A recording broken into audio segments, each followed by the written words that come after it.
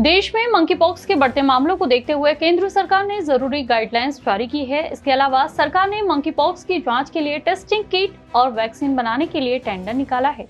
आइए जानते हैं पूरी गाइडलाइन, लेकिन उससे पहले मृदुभाषी को सब्सक्राइब करना ना भूलें। देश में अब तक मंकी पॉक्स के 4 केस सामने आ चुके हैं। इनमें से 3 मरीज केरल में और 1 दिल्ली में मिला है। अब तक 4 संदिग्ध केस भी सामने आ चुके हैं। सभी के sample national institute of virology Pune भेज दिए गए हैं। हालांकि अभी तक इनकी रिपोर्ट नहीं आई है।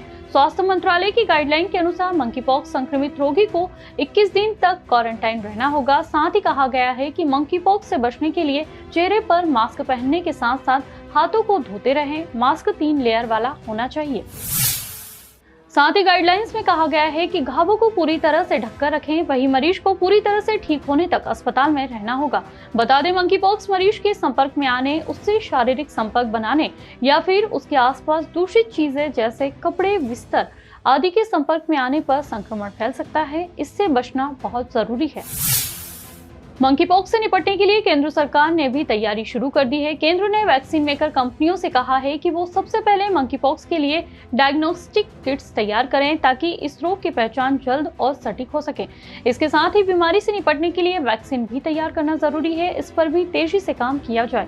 इसके लिए ICMR ने कंपनियों से प्रस्ताव भी मांगे हैं। अभी के लिए इतना ही। नमस्कार, मैं हूं आरती। खबरों के लिए बने रहिए मृदुभाषी के साथ।